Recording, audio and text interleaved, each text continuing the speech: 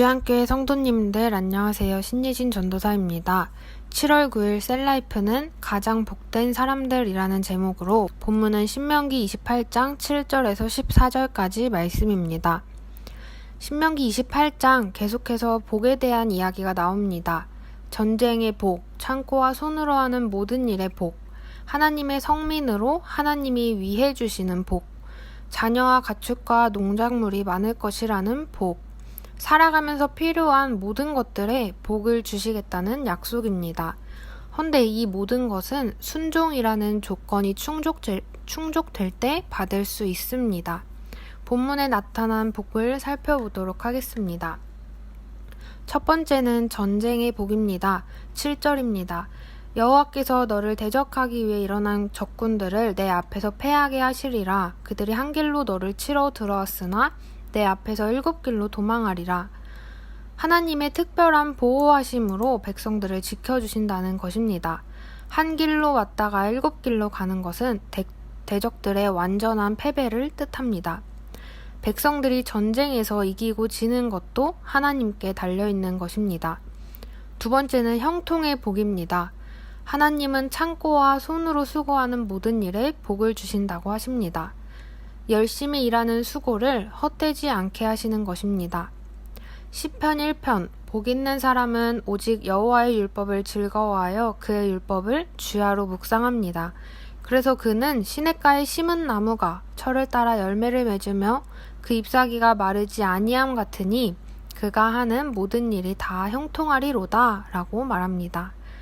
하나님이 주실 복은 형통입니다. 노력하고 애쓰고 땀을 흘려도 잘 되지 않지만 하나님이 도우실 때 가능합니다. 만물을 다스리시는 하나님이 때를 따라 비를 내리시고 몸의 소생과 가축의 새끼와 토지의 소산까지도 많게 하십니다.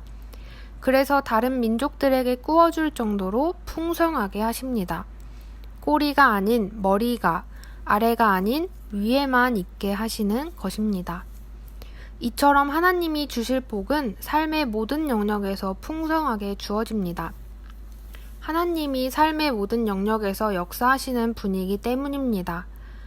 신앙생활과 일상생활을 분리하여 하나님을 믿는 것만큼 안타까운 신앙생활이 없습니다. 하나님은 삶의 모든 영역에서 역사하시고 복 주시기 원하시는 분이십니다. 그런데 복을 받기 위해서는 중요한 전제가 있습니다. 바로 9절. 이는 내가 내 하나님 여호와의 명령을 지켜 그 길로 행할 것임이니라. 13, 14절. 오직 너는 내가 오늘 내게 명령하는 내 하나님 여호와의 명령을 듣고 지켜 행하며 내가 오늘 너희에게 명령하는 그 말씀을 떠나 좌로나 우로나 치우치지 아니하고 다른 신을 따라 섬기지 아니하면 이와 같으리라. 하나님의 명령을 지켜 행하는 것 바로 순종입니다. 가나안에 들어가게 될 이스라엘 백성들에게는 많은 장애물이 있었습니다. 주위에 있는 그 족속들의 생활 습관을 배우고 우상 숭배를 배워서 광야에서 다졌던 신앙이 흔들릴 수 있는 상황이었습니다. 그러나 어떤 상황 속에서도 좌로나 우로나 치우치지 않는 것이 바른 신앙입니다. 요즘 이런 말이 있습니다. 좌로나 우로나 코로나 치우치지 말라.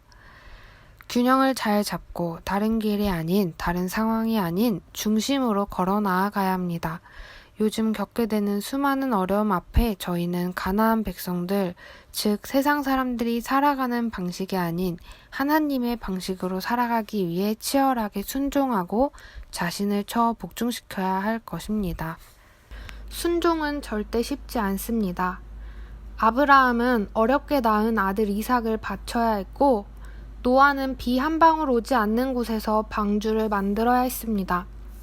여호수아는 묵묵히 여리고성을 돌아야 했고 베드로는 모든 것을 버려두고 예수님을 따라야 했습니다. 그리고 예수님은 십자가에 못 박히시까지 순종, 아니 복종하셨습니다.